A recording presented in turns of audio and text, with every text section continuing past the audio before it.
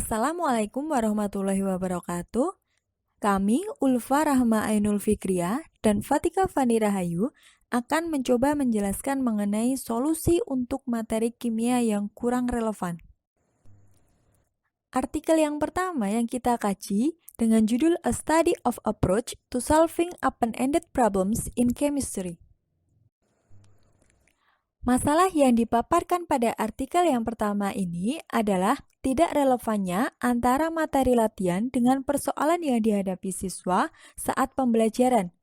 Permasalahan ini terjadi karena ada perbedaan tingkat kebiasaan yang ditemui atau familiaritas pada tes yang sama pada siswa terhadap tugas yang diberikan. Solusi dari permasalahan yang telah dikemukakan adalah menggunakan pendekatan solving open-ended problems. Pendekatan ini merupakan pendekatan tentang bagaimana siswa menyelesaikan masalah yang terstruktur dan masalah yang kompleks. Pendekatan ini digunakan menggunakan teknik pengambilan data wawancara, sehingga ada beberapa hal yang mempengaruhi. Yang pertama adalah jumlah siswa, kapasitas pewawancara, lingkungan penelitian, dan alat yang digunakan oleh siswa.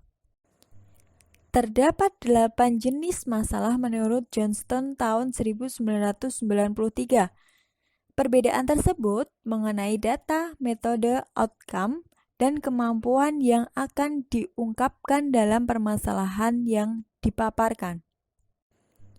Pendekatan solving open-ended problems ini dilaksanakan secara individual, dan siswa itu dituntut untuk mengembangkan strategi, mengidentifikasi data, dan membuat estimasi dengan protokol berpikir keras. Setiap individu itu akan memberikan data yang berbeda ketika diwawancarai. Kemudian dari jawaban peserta didik akan diberi kode-kode sehingga nanti setiap siswa akan dibagi menjadi 3 kelompok: pemula, kelompok transisi, dan kelompok ahli berdasarkan jawaban dari permasalahan yang telah dikemukakan. Terdapat 3 masalah yang digunakan dalam pendekatan solving open-ended problems ini. Salah satu contohnya adalah banyak restorasi rambut komersial mengklaim dapat merangsang pertumbuhan rambut. Jika rambut manusia sebagian besar terdiri dari protein alfa-keratin, perkirakan laju penggabungan unit asam amino per folikel per detik. Selain siswa dikelompokkan menjadi 3 kelompok tadi, hasil samping dari penelitian ini adalah pendekatan yang digunakan oleh siswa itu ternyata berbeda-beda antara pendekatan algoritma, pendekatan tidak terstruktur, dan pendekatan saintifik. Artikel yang kedua dengan judul Cooperative Learning Instruction for Conceptual Change in the Concept of Chemical Kinetics. Masalah yang diungkapkan adalah konsepsi siswa itu tidak sesuai dengan penjelasan ilmiah. Hal ini terjadi karena sebelum pembelajaran di kelas, siswa sudah mendapatkan konsep dari lingkungannya. Solusi dari permasalahan yang telah diungkapkan adalah menggunakan metode START Cooperative Learning. Caranya adalah yang pertama, guru menjelaskan tentang pelaksanaan metode START Cooperative Learning itu bagaimana kepada siswa. Yang kedua, guru membagi kelas menjadi beberapa kelompok. Pembagian ini dikelompokkan dengan heterogen. Kemudian, guru melakukan presentasi di awal pembelajaran sebagai pemantik permasalahan. Kemudian, siswa melakukan diskusi dengan kelompoknya untuk menyelesaikan lembar kerja yang diberikan oleh guru. Yang terakhir, guru melakukan umpan balik terhadap proses pembelajaran di hari itu yang berlangsung. Hasil penelitian yang didapatkan adalah pembelajaran cooperative learning dapat meningkatkan konsep dari laju reaksi dan motivasi belajar kimia. Yang kedua, metode START cooperative learning dapat digunakan untuk menilai kemampuan sosial siswa, partisipasi, dan kontribusi siswa. Artikel yang ketiga berjudul Comparison of Learning in Two Context-Based University Chemistry Classes. Masalah yang dijumpai pada artikel ini yaitu Konsepsi siswa tidak dapat diaplikasikan dan dihubungkan dengan kehidupan. Siswa kesulitan untuk mengkoneksikan antara ide-ide tidak nyata dan mengaitkan dengan kehidupan. Di sini, siswa tidak dapat memahami sifat dari suatu fenomena alam, berkaitan dengan apa yang siswa lihat, materi apa yang relevan dengan fenomena tersebut, maupun bagaimana mereka seharusnya bertindak sesuai dengan apa yang telah dipelajari. Solusi yang digunakan untuk mengatasi permasalahan di atas adalah dengan penggunaan Context-Based Learning atau CBL. CBL memfasilitasi kemampuan siswa untuk mengaitkan apa yang telah dipelajari di sekolah dengan konteks lain. CBL bertujuan untuk membuat hubungan antara kehidupan nyata dan konten ilmiah. Konteks yang digunakan di sini adalah konteks yang menghubungkan kimia dengan isu dan masalah sosial, sehingga siswa dapat melihat kimia sebagai sesuatu yang lebih relevan dengan kehidupan mereka.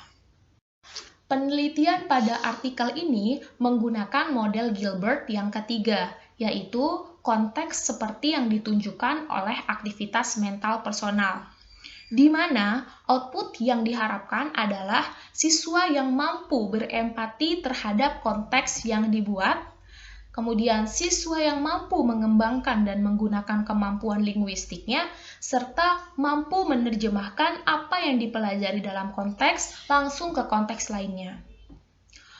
Penelitian ini menggunakan dua konteks yang diujikan ke dua kelas yang berbeda pada materi kinetik molekular teori. Pada sampel 1 atau konteks yang pertama itu menekankan pada self as explainer, di mana kimia bisa dipercaya ketika seseorang telah melakukan percobaan sendiri, sehingga siswa memiliki kebebasan intelektual untuk mengetahui bahwa ternyata banyak sekali pengaruh dalam ilmu kimia. Sedangkan sampel yang kedua menekankan kepada science, technology, dan decisions, yang berisikan masalah sosio-saintifik yang menuntut pengetahuan ilmiah untuk menemukan solusi, berkaitan dengan upaya mengendalikan lingkungan dan diri siswa, terutama bagaimana teknologi dapat mengatasi masalah di masyarakat. Sementara guru bertugas untuk membantu siswa untuk mencari hubungan timbal balik antara sains, teknologi, dan keputusan yang siswa pilih. Hasil penelitian yang diperoleh pada artikel ini yaitu, pertama, siswa pada sampel 1 lebih tertarik untuk menilai relevansi kimia, sedangkan siswa pada sampel 2 itu lebih menghargai apa yang kimia dapat lakukan untuk menyelesaikan permasalahan yang ada di masyarakat. Berikut adalah tabel yang berisikan konteks tentang materi kinetika molekul teori yang digunakan pada sampel 1 dan sampel 2 dalam penelitian. Artikel yang keempat berjudul Implementation of Case-Based Instruction on Electrochemistry at the 11th Grade Level. Masalah yang dijumpai pada artikel ini yaitu masalah tentang relevansi dan keaslian topik pembelajaran, di mana siswa cenderung berpikir bahwa belajar konsep-konsep itu hanya diperlukan untuk mencapai pendidikan selanjutnya. Umumnya, siswa melihat pengetahuan itu sebagai pengetahuan sekolah dan hafalan yang akan digunakan untuk ujian agar mereka lulus. Sehingga, siswa kurang mampu untuk menerapkan pengetahuan tersebut dan menjelaskan fenomena nyata yang mereka amati dan alami. Solusi yang digunakan untuk menangani permasalahan tersebut adalah penggunaan case-based instruction. Case-based instruction didefinisikan sebagai penggunaan kasus yang berisi pesan pendidikan, serta mengandung dilema yang membuat siswa memberikan ide selama proses pembelajaran berlangsung. Kasus yang digunakan adalah kasus yang secara eksplisit menghubungkan ilmu dan teknologi untuk isu-isu sosio-saintifik. Case-based instruction melibatkan learning by doing, artinya mengembangkan keterampilan siswa untuk belajar bagaimana menyelesaikan masalah rumit dalam kehidupan nyata. Contoh kasus yang dapat digunakan dalam pembelajaran pada materi elektrokimia yaitu baterai yang digunakan dalam perangkat elektronik. Selama pembelajaran dengan menggunakan case-based instruction, kelompok dibentuk. Kemudian, sebuah teks dibagikan, lalu siswa bertukar pendapat dan berdiskusi terkait kasus yang diberikan dalam teks. Hasil penelitian yang diperoleh pada penelitian ini yaitu yang pertama, siswa mendapatkan wawasan tentang peran kimia dalam hidup mereka. Dengan demikian, siswa mampu melihat pentingnya dan relevansinya dengan kehidupan nyata daripada fokus pada hafalan sederhana. Selanjutnya, hasil penelitian yang kedua yaitu siswa pada kelas eksperimen menyatakan bahwa case-based instruction berisikan bahan visual, eksperimen, dan contoh kehidupan sehari-hari yang sangat membantu memahami pembelajaran kimia dengan lebih baik. Seperti di negara-negara lain, di Indonesia pun banyak sekali dijumpai permasalahan dalam pembelajaran kimia. Salah satunya yaitu masalah kimia yang kurang relevan. Menurut kami, solusi terbaik untuk menangani permasalahan tersebut adalah penggunaan context-based learning atau pembelajaran berbasis konteks. Penggunaan context-based learning atau pembelajaran berbasis konteks mampu membantu siswa melihat dan menghargai hubungan yang lebih jelas antara sains yang mereka pelajari dan kehidupan sehari-hari mereka. Juga, minat siswa pada kesenangan terhadap pelajaran sains umumnya meningkat ketika mereka menggunakan pembelajaran berbasis konteks. Hal ini diharapkan mampu mengatasi permasalahan kimia yang kurang relevan. Terdapat 4 model dalam pendekatan CBL menurut Gilbert dan kawan-kawan pada tahun 2011. Yang pertama, konteks sebagai aplikasi langsung dari konsep. Di sini, konsep disajikan sebagai hal yang abstrak.